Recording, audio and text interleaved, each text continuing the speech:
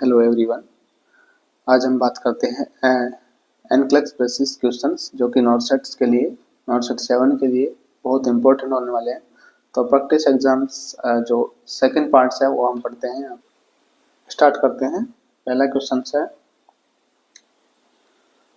Question number 1। एक papular lesion is noted on the perineum of the labeling clients which initial action is most appropriate। अब देखिएगा यहाँ पे क्या कह रहा है, पेशेंट्स को क्या है, लीजन, पेक्यूलर लीजन्स, ठीक है। पेक्यूल्स, वेसिकल्स, जो अलग अलग वर्ड्स होते हैं, पेप्यूल्स एक होता है, वेसिकल्स, ठीक है।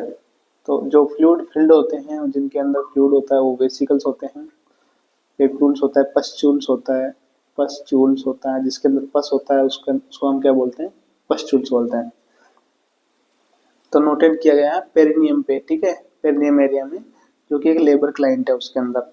विच initial action is most appropriate. तो नर्स का जो इनिशियल एक्शन है वो क्या रहेगा यहाँ। ऑप्शन ए है document the finding, option B है report the finding to the doctors, option C है prepare the client for C section and option D है continuous primary care as prescribed. तो यहाँ पे देखिएगा जो जो ये पेपुलर लीजन्स हैं ये नॉर्मल नहीं है पेरिनियम एरिया में। ये किसका साइन हो सकता है, तो हमें इसमें क्या करना है, सबसे document the finding, report with the finding to doctors. तो हमें क्या करना है, रिपोर्ट करना है, ठीक है, क्योंकि ये क्या हो सकते हैं, हर्पिस हो सकता है, ठीक है। हर्पिस दो टाइप का होता है, टाइप 1 एंड टाइप 2। जो टाइप 1 होता है वो कहाँ पे होते हैं, जो पेपुल्स होते हैं वो होते हैं फेस पे, जबकि टाइप 2 में कहाँ पे होते हैं, जेनाइटल में, जेनाइटल एरियाज जो है, ठीक है, यानी कि पेरिनियम एरिया में होते हैं। तो ये इसके साइन हो सकते हैं, इसलिए हमें क्या करना है, report the finding to the doctors. Next question number 2 है a client with diagnosis of human papilloma virus is at the risk for which of the following. एक पेशेंट को क्या है, ह्यूमन पेपिलोमा वायरस डायग्नोस हुआ है, तो उसको क्या रिस्क हो सकती है। ऑप्शन ए है लिम्फोमा, ऑप्शन बी है vaginal cancer and option C है ल्यूकेमिया, ऑप्शन डी है सिस्टेमिक ल्यूपस एरिथेमेटस। तो देखिएगा SLE इसको बोलते हैं। यहाँ पे जो HPV है, ह्यूमन पेपिलोमा वायरस है, ये क्या कोज कर सकता है, ये कोज करता है cervical cancer and vaginal cancer, ठीक है। तो इसलिए इसमें राइट आंसर क्या रहेगा आपका, vaginal cancer. Next question number 3। The client seen in the family planning, clients tell that the nurse that she has a painful lesion on the perineum। एक family planning के लिए क्लाइंट्स आया clinic पे, तो वो क्या बोल रहा है कि उसको पेनफुल लीजन्स हैं पेरिनियम में। The nurse is aware that the most likely source of the lesion is. जो पेनफुल लीजन है वो किस वजह से हो सकते हैं, तो यहाँ पे देखिएगा ऑप्शन ए है syphilis, option B herpes and option C candidiasis and option D है कॉन्डिलोमाटा। तो यहाँ पे देखिएगा जो सिफिलिस होता है इनके अंदर क्या होते हैं, पेनलेस लीजन्स होते हैं, ठीक है। जो लीजन्स होते हैं उनमें क्या होता है, पेन नहीं होता है सिफिलिस, तो इसका मतलब सिफिलिस तो नहीं है। हर्पिस के अंदर जो होते हैं, हर्पिस में क्या होता है, पेन होता है, ठीक है। तो इसमें पेनफुल लीजन्स हो सकते हैं पेरिनियम पे। तो कौन सा टाइप है हर्पिस, हमने दो टाइप पढ़े थे, फर्स्ट और सेकंड। पेरिनियम पे होता है वो सेकंड टाइप होता है, ठीक है।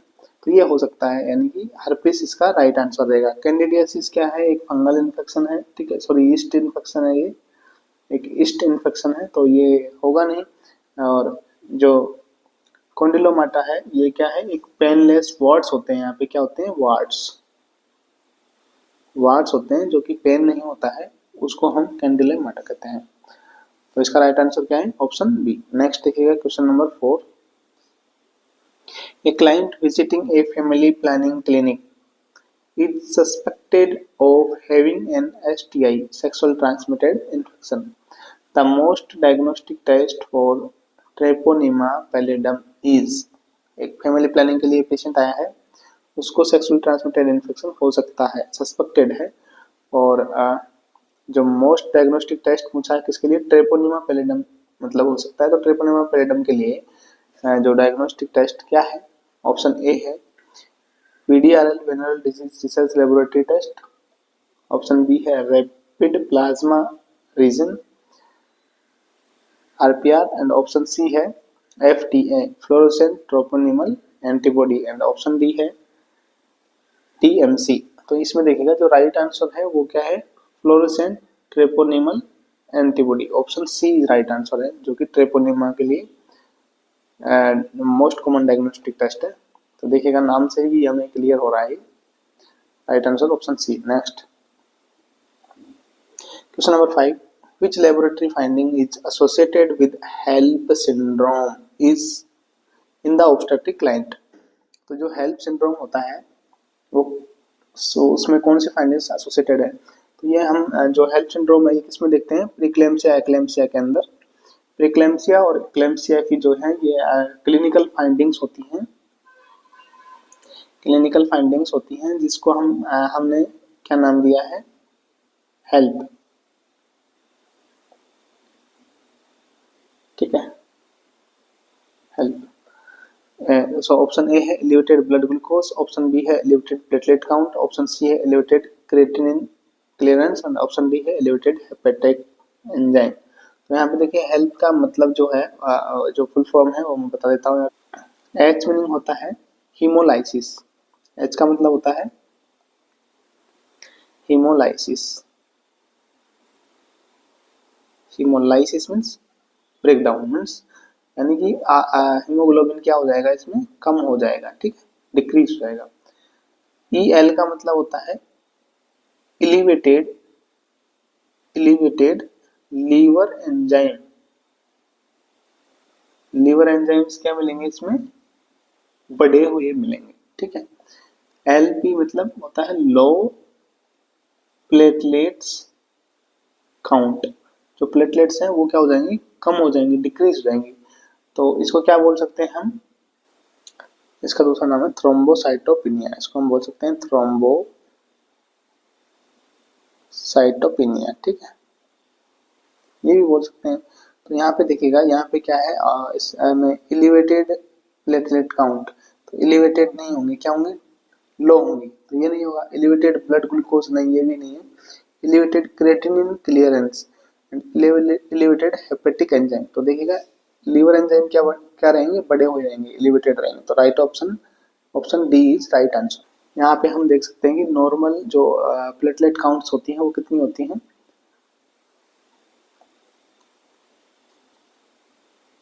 1.5 to 4 लाख नॉर्मल प्लेटलेट्स होती हैं, ठीक है, सेल पर क्यूबिक mm।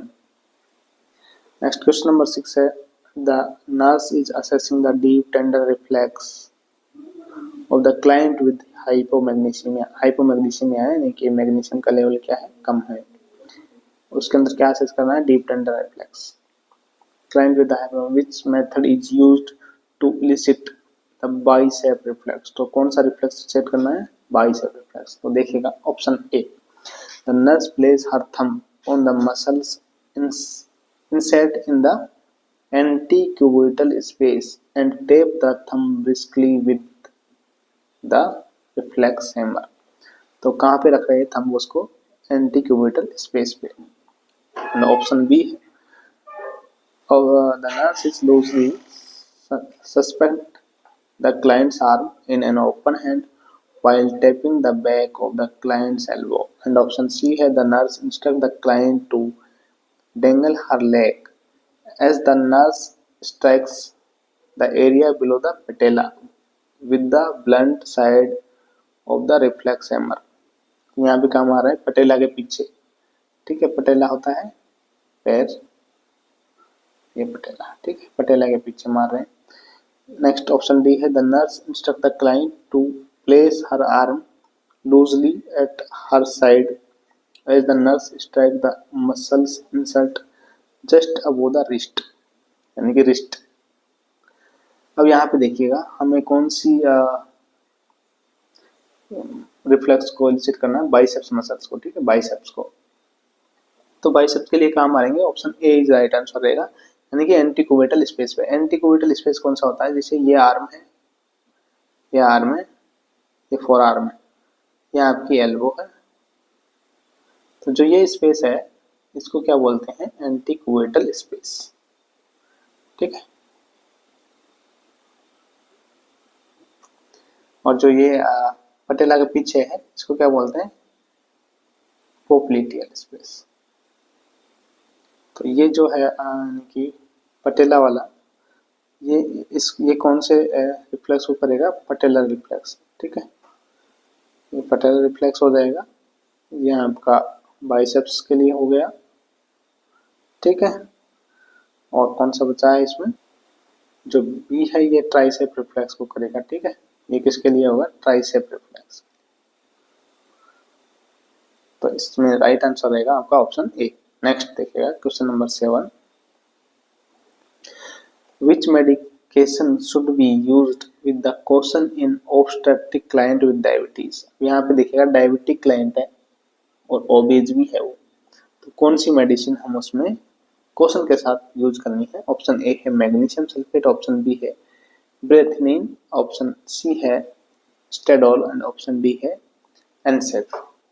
तो इसमें ऐसी मेडिकेशन हम नहीं देंगे या क्वेश्चन के साथ यूज करेंगे जो क्या कर रही है, ग्लूकोज के लेवल को बढ़ा रही है, क्योंकि पेशेंट क्या है, डायबिटीज है और ओबेस भी है।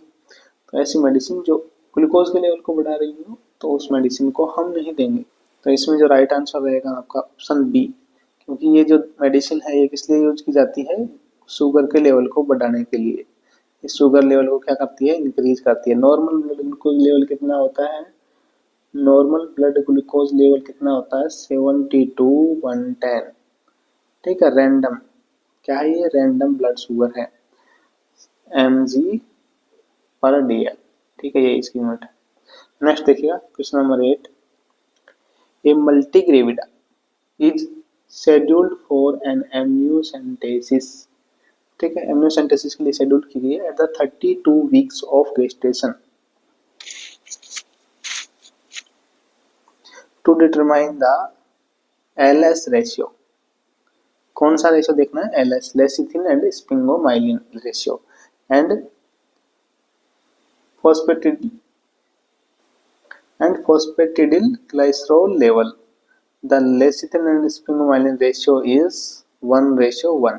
The nurse's assessment of this data is, तो उसका जो रेशियो आया है लेसिथिन एंड स्पिंगोमाइलिन का वो क्या है, 1:1।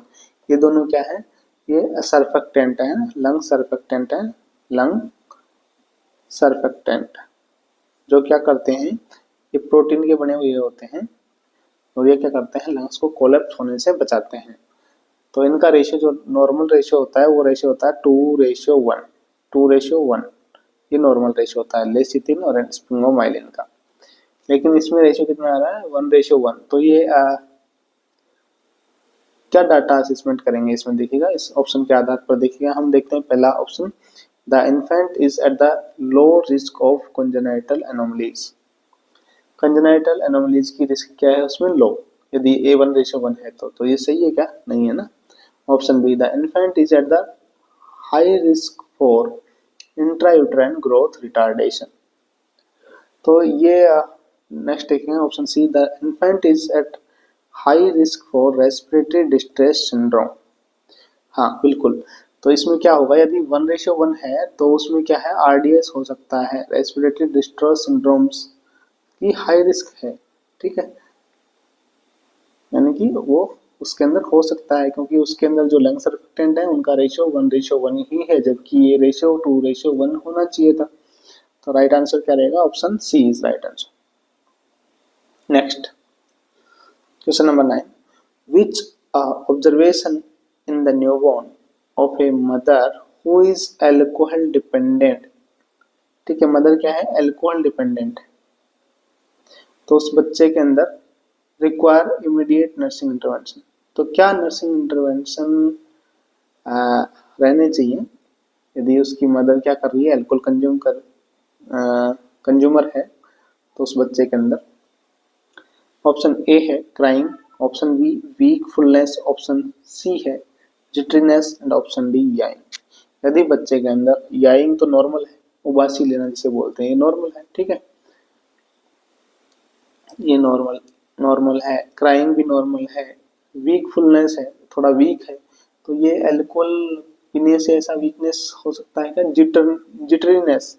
सबसे ज्यादा यहाँ पे सीरियस क्या है, जिटरीनेस, यानी कि ये क्या होता है, यदि ये बच्चे के अंदर ये है तो इसका मतलब इस पे हमें ज्यादा ऑब्जर्व करके रखना है, इस चीज को हमें ज्यादा ऑब्जर्व करना है बच्चे में, यदि मदर क्या है अल्कोहल डिपेंडेंट है यानी अल्कोहल कंज्यूमर है तो राइट आंसर ऑप्शन सी। इसका मतलब होता है घबराहट या फिर बच्चे के अंदर क्या है घबराहट जैसा है, तो ये राइट आंसर रहेगा। नेक्स्ट देखिएगा क्वेश्चन नंबर 10।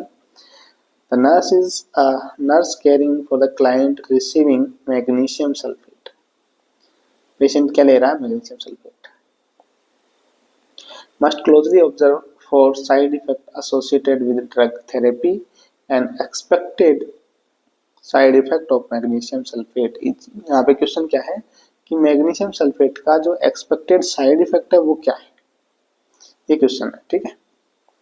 ऑप्शन ए है decrease urinary output, option B है हाइपरसोमनोलेंस एंड ऑप्शन सी है absence of knee jerk reflex and option D decrease respiratory rate. Means उसको क्या होगा, जो मैग्नीशियम सल्फेट ले रहा है उसके अंदर थोड़ा नींद ज्यादा आ सकती है, ठीक है, तो ये राइट आंसर रहेगा ऑप्शन बी। ये क्या है एक्सपेक्टेड साइड इफेक्ट्स है इसका, यानी कि नींद ज्यादा आ सकती है। बाकी ये जो है ये टॉक्सिसिटी के साइन है, एब्सेंस ऑफ नी जर्क है, डिक्रीज रेस्पिरेटरी रेट, ये तो टॉक्सिसिटी के साइन हो गए ना, ये एक्सपेक्टेड थोड़ी, यानी इसने पूछा है एक्सपेक्टेड साइड इफेक्ट्स, बाकी ये टॉक्सिसिटी के साइन, तो इसमें राइट आंसर है ऑप्शन बी। नेक्स्ट देखिएगा question number 11। The 57 years old male client has elected to have epidural anesthesia। क्या दिया है उसको, epidural anesthesia as the anesthetic during a hernia repair। hernia repair के दौरान उसको दिया गया। if the clients experience hypotension the nurse would। यदि क्लाइंट को क्या हो रहा है हाइपोटेंशन हो रहा है एनेस्थेटिया के दौरान, ठीक है, ड्यूरन हर्निया रिपेयरिंग चल रही है उस टाइम उसको हाइपोटेंशन हो गया है, तो नर्स क्या करेगी। ऑप्शन ए है hypotension means decrease blood pressure. Normal blood pressure कितना होता है 120/80 mm ऑफ Hg, ठीक है। Place him in the Trendelenburg position.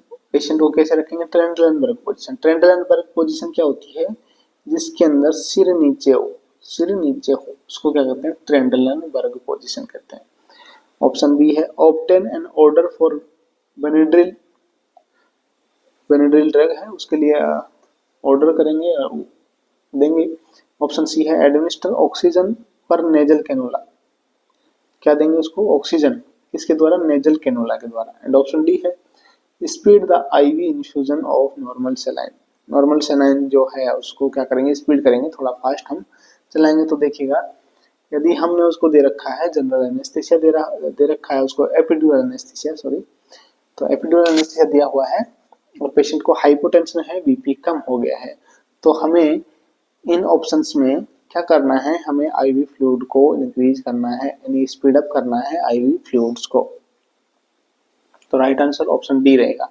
जो ऑक्सीजन जो है वो नेजल कैनुला के द्वारा नहीं दिया जाता है, ठीक है, इसके द्वारा दिया जाएगा मास्क के द्वारा, फेस मास्क के द्वारा इसमें हम एडमिनिस्टर कर सकते हैं ऑक्सीजन। दूसरा है ये डॉक्टर्स करेगा, ऑर्डर्स का काम मेडिकेशंस के लिए।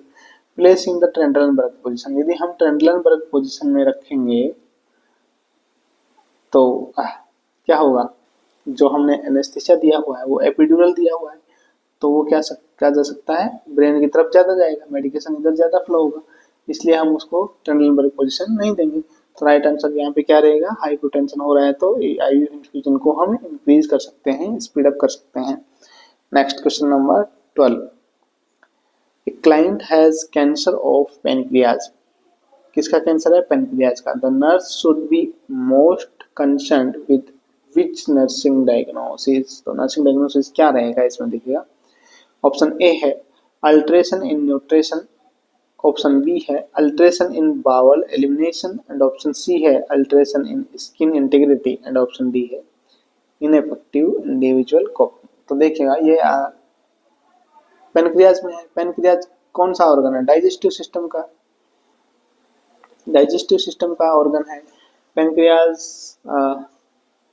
पेनक्रियाटिक जूस का सिक्रेशन करेगा, जो किसमें हेल्प करेगा? डाइजेशन में हेल्प करेगा। तो यहाँ पे देखिएगा क्या इसमें आएगा, alteration in nutrition, alteration in bowel elimination, and alteration in skin integrity and ineffective individual coping. तो इंडिविजुअल कॉपिंग वाला मतलब इसमें पूछा है मोस्ट कंसर्न कौन सा नर्सिंग डायग्नोसिस होगा, ठीक है। तो मोस्ट कंसर्न रहेगा जो रहेगा आपका alteration in nutrition, option A is right answer रहेगा, ठीक है। क्योंकि बाउल एलिमिनेशन पे भी ज़्यादा इफेक्ट क्या पड़ेगा, इससे कुछ इफेक्ट नहीं पड़ेगा। तो मेन इफेक्ट पड़ेगा जो क्या है न्यूट्रिशन पे, क्योंकि डाइजेशन प्रॉपर नहीं हो पाएगा, क्योंकि पेनक्रियाटिक जूस नहीं आ पाएगा, पेनक्रियाटिक जूस नहीं सीक्रेट हो पाएगा, जिससे डाइजेशन में जो कि हेल्प करता है, तो डाइजेशन प्रॉपर तरीके से नहीं हो पाएगा। नेक्स्ट क्वेश्चन देखिएगा, question number 13। The nurse is caring for the client with ascites, which is the best method to use for determining early ascites.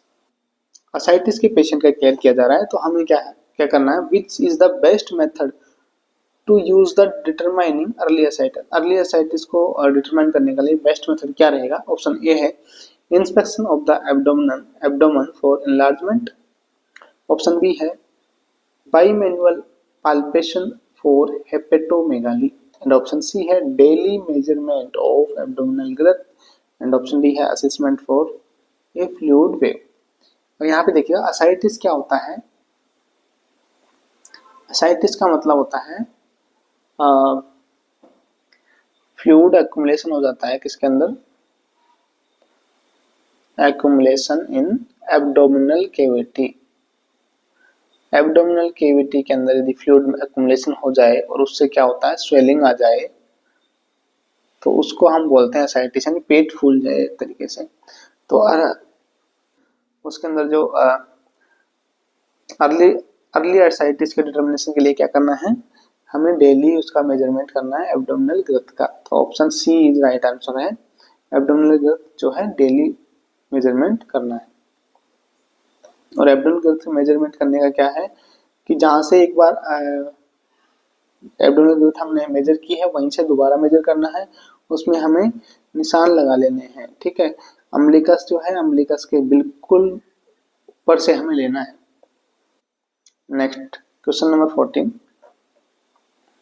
The clients arrive in the emergency department after a motor vehicle accident। देखिएगा motor vehicle accident के बाद एक patient emergency के अंदर आया है। Nursing assessment finding including BP क्या है उसका 80/34, पल्स रेट है 120 एंड रेस्पिरेशन रेट क्या है उसकी 20। विच is the clients most appropriate priority nursing diagnosis. Question क्या है, नर्सिंग डायग्नोसिस का क्वेश्चन है। प्रायोरिटी नर्सिंग डायग्नोसिस क्या है, देखिएगा यहाँ पे हम सिम्टम्स देखेंगे। पेशेंट किसका है, मोटर एक्सीडेंट का है ना, यानी एक्सीडेंट का पेशेंट है। सिम्टम्स क्या है, बीपी कम है यानी कि हाइपोटेंशन है, दूसरा देखिएगा हार्ट रेट क्या है, ज्यादा है, हार्ट रेट ज्यादा है, इसको क्या बोले, टेकिकार्डिया। जब देखिए ये दोनों साइन मिल रहे हैं आपको, जब बीपी कम है यानी हाइपोटेंशन है, टेकिकार्डिया, किसका सिम्टम है ये, यानी कि fluid volume deficit.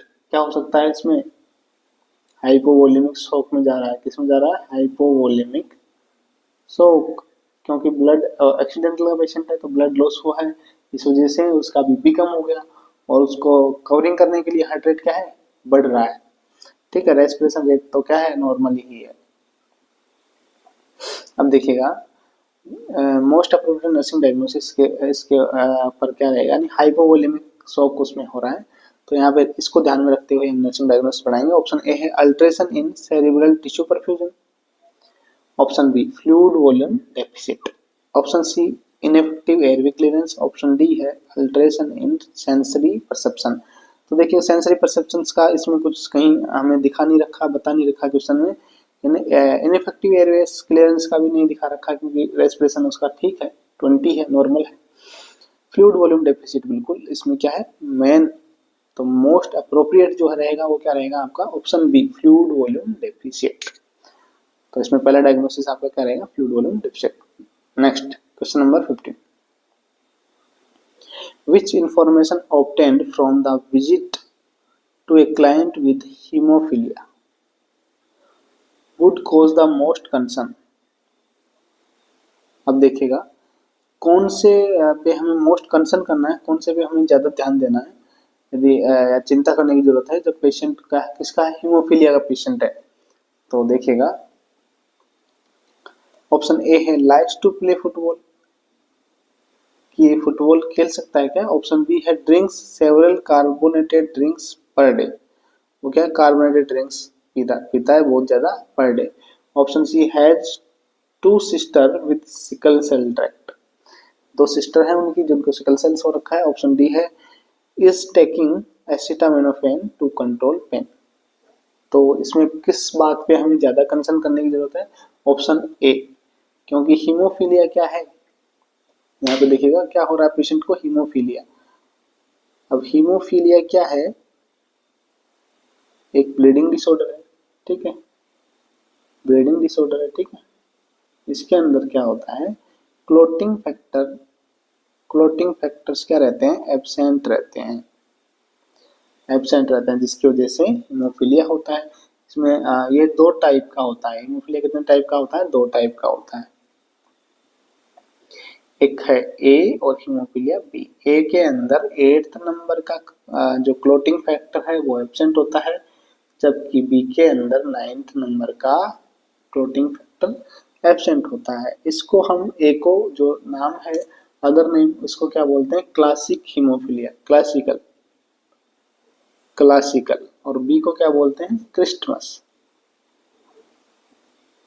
Christmas haemophilia.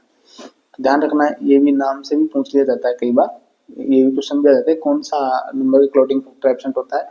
तो क्रिस्टमस में 9 नंबर का होता है, क्लासिकल में 8 नंबर का होता है, ठीक है, 8 नंबर का होता है। तो जो हीमोफीलिया का पेशेंट है उसमें हमें क्या ध्यान रखना होता है कि वो कोई भी ऐसी एक्टिविटी ना करे जिससे उसे चोट लगे और ब्लीडिंग होने के चांस ज़्यादा हो। तो इसमें राइट आंसर क्या है, किस पे कंसर्न करने की जरूरत है हमें, यदि वो फुटबॉल खेल रहा है तो कोई भी आउटडोर गेम्स जो है उसको खेलने के लिए मना करते हैं। Next question number 16, the nurse on oncology is caring for the client with a white blood count is 800, a platelet count of 1,50,000 and the red blood cells count 2,50,000. During evening visitation, a visitor is noted to be coughing and sneezing. अब देखिएगा यहाँ पे क्या है, एक patient है जिसका platelet count कितना है 1,50,000, WBC कितना है उसका 800। देखिएगा नॉर्मल है क्या WBC, WBC उसका क्या है कम है, यानी कि ल्यूकोसाइटोपिनिया है उसको। WBC क्या है डिक्रीज है, यानी कि क्या है उसको ल्यूकोपिनिया है, ल्यूकोपिनिया है। प्लेटलेट्स क्या है नॉर्मल है, प्लेटलेट्स तो ठीक है नॉर्मल ही है, ठीक है। यहाँ पे देखिएगा RBC भी नॉर्मल है। ड्यूरिंग इवनिंग विजिटेशंस, एक विजिटर को क्या हो रखा है कफ एंड स्नीजिंग हो रही है, एक विजिटर जो उसके पास आया है, what action should be the nurse take, तो क्या नर्स एक्शन करेगी इसमें, क्योंकि यहाँ पे देखिए इम्यूनो कॉम्प्रोमाइज्ड पेशेंट है, क्या है ये इम्यूनो कॉम्प्रोमाइज्ड, क्योंकि इसकी WBC कम है, यानी कि इसकी एंटीबॉडी कम हो गई इसका मतलब, ठीक है। ऑप्शन ए है ask the visitor to wash his hands, उसको बोलेंगे कि आपके हाथ धो के जाइएगा। ऑप्शन बी है document the visitor's condition in the chart. Option C ask the visitor to leave and not return until the client's white blood cells count is 1000। And option D है provide the visitor with a mask and gown. अब देखिएगा ये जब तक उसकी 1000 WBC आ जाए तब तक उसको अलाउ नहीं करेंगे क्या, तो ये भी कमी ही है ना WBC एक तरीके से, तो ये गलत है। डॉक्यूमेंट द विजिटर्स, हाँ बिल्कुल डॉक्यूमेंट्स हम करेंगे, आस्क हैंड वॉश के लिए भी उसको बोलेंगे, लेकिन जो मेन एक्शन रहेगा वो क्या रहेगा आपका, मतलब प्रायोरिटी जो रहेगी वो क्या रहेगी आपको, provide and visitors to mask and gown. उसको हम विजिटर्स जो आया है उसको क्या प्रोवाइड करेंगे, मास्क और गाउन प्रोवाइड करेंगे, क्योंकि उसको कफ एंड स्नीजिंग हो रखा है और हमारे पेशेंट का क्या है, WBC कम है। Next question number 17, the nurse is caring for the client admitted after trauma to the neck in an automobile accident. Trauma कहाँ है उसको, नेक में, ठीक है। The client suddenly become unresponsive and pale, कैसा हो रहा है देखिएगा, सिम्टम्स देखिएगा पेशेंट के, अनरेस्पॉन्सिव है मीन्स बेहोश हो गया है, एंड पेल स्किन कलर उसका क्या हो गया, पेल है, with A BP 60 systolic, systolic BP कितना है उसका, systolic. The initial nurses action क्या रहेगा, अब देखिएगा BP क्या है उसका, BP है 60 है सिस्टोलिक यानी कि कम है, ठीक है, यानी कि हाइपोटेंशन हो गया। दूसरा देखिएगा अनकॉन्शियस है ना, अनरेस्पॉन्सिव अनकॉन्शियस है, स्किन कलर कैसा है, पेल है, ये इसके सिम्टम्स हैं। एक्सीडेंटल है, चोट कहाँ पे लगी है, नेक पे लगी है, ठीक है। तो देखिएगा यहाँ पे अनकॉन्शियस है, पेल है, इसका मतलब उसके अंदर साइनोसिस या रेस्पिरेशन अरे प्रॉपर नहीं हो पा रहा है, ये पेल पेल कलर की वजह से हम मान सकते हैं। तो यहाँ पे देखिएगा ऑप्शन ए है, place the client in Trendelenburg position, तो पेशेंट को ट्रेंडलनबर्ग पोजीशन में रखेंगे, यानी कि ये वाली ट्रेंडलनबर्ग में, सिर नीचे। मैंने अभी बताया था कि ट्रेंडलनबर्ग पोजीशन कौन सी होती है, जिसके अंदर सिर क्या हो, नीचे हो। Option B, increase the infusion of normal saline, NS का उसमें इन्फ्यूजन बढ़ा देंगे। Option C, administer atropine IM, and option D है ऑप्टेन एंड क्रेसकार्ट। तो यहाँ पे देखिएगा जो पहला ऑप्शन है ट्रेंडलबर्ग पोजीशन, तो ट्रेंडलबर्ग नहीं देंगे उसमें, क्योंकि पेशेंट अनकॉन्शियस है, और दूसरा क्या है नेक पे चोट है, तो मे भी वो रेस्पिरेटरी को और ज़्यादा रेस्ट करवा सकता है, या फिर मीन्स रेस्पिरेटरी ऑब्स्ट्रक्शन करवा सकता है, तो इसलिए हम ये पोजीशन उसमें नहीं देंगे। दूसरा है इन्फ्यूजन नॉर्मल सेलाइन, हाँ बिल्कुल हम उसमें क्या है, BP डिक्रीज हो रहा है, हाइपोटेंशन में जा रहा है, एक्सीडेंटल केस है, तो बिल्कुल ये तो करेंगे उसमें। एडमिनिस्टर एट्रोपिन IM इसको हम क्या है, IV एडमिनिस्टर करेंगे, यदि एट्रोपिन की जरूरत पड़ेगी तो उसको हम IV एडमिनिस्टर करेंगे, बट यहाँ पे इसकी जरूरत नहीं है। ऑप्शन डी है ऑप्टेन है क्रेस कार्ड, बिल्कुल क्रेस कार्ड हम रखेंगे वहाँ पे, बट सब जो हमारा इसमें इनिशियल नर्सिंग एक्शन जो रहेगा वो option B is right. Next question number 18 है, immediately following the removal of a chest tube, chest tube निकाली है तो अभी ही, तो नर्स शुड, तो निकालने के बाद क्या करना चाहिए। ऑप्शन ए है order a chest x-ray, chest x-ray का ऑर्डर देना है। Option B, take the blood pressure, BP check करना है। ऑप्शन सी है cover the insertion site with Vaseline gauze, and option D है ask the client to perform the Valsalva manoeuvre. तो यहाँ पे देखिएगा जब चेस्ट ट्यूब रिमूव कर दी गई है उसके बाद हमें क्या करना है, उसको कवर करना है। ऑप्शन सी राइट आंसर रहेगा, यानी कि जो वोल्सलोवा मैन्युअल है, जब ये रिमूव करते हैं, रिमूविंग के टाइम हमें उसको बोलना है ऐसा, वोल्सलोवा मैन्युअल के लिए जब रिमूव कर रहे हैं होते हैं। और ये एक्सरे का काम ये किसका है, डॉक्टर का काम है, हमारा काम नहीं है टेक द ब्लड प्रेशर, तो इसकी जरूरत नहीं है। यानी कि सबसे पहले क्या करना है हमें, जैसे निकाल दी है ट्यूब को तो कवर करना है, ठीक है। Option C is right.